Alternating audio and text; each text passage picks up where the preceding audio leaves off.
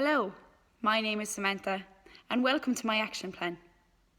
From reading my previous reflection, you will have known that I had an experience in which I was unable to set up the suction machine in the event of an emergency. So for my action plan, I've decided to go about looking at how I would become more confident and more competent at using the suction machines. Firstly, for my action plan, I will allow myself to become a little bit more familiar with using the suction catheter.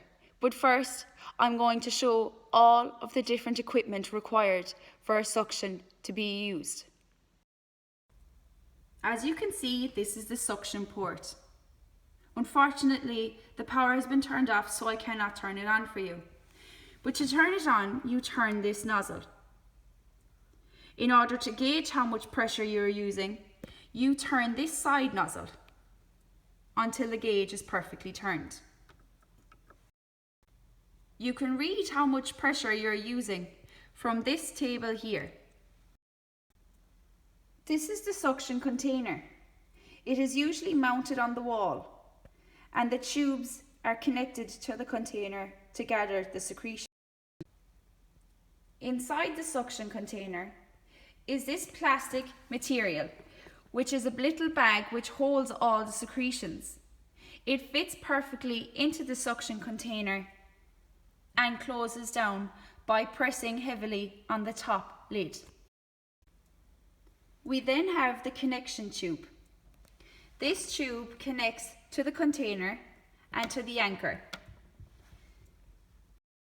This is a Yanker catheter. This is used to suction the patient.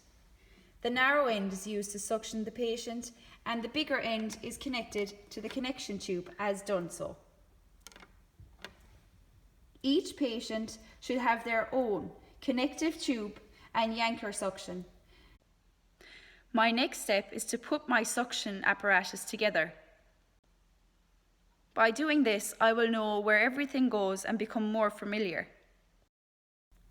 As you can see, I've connected the connective tubing to the suction port. This connective tubing is then connected to the collection tube. I've connected the tube to the container, as you can see. Next, I am putting the inside container into the The collection tube pushes down onto the container and locks like so. I then attach the nozzle to the container. This will allow the suction to come from the suction port through the connective tube to my container. The next step is to connect the connective tube and the Yanker to the collection store. As you can see, I've connected the tubing to both the Yanker suction tip and the collection point. I have replaced the connector onto the wall mount, and I finally have my Yanker suction tip, which is ready to be used. In order to check that your apparatus is working, you can get a small container of water.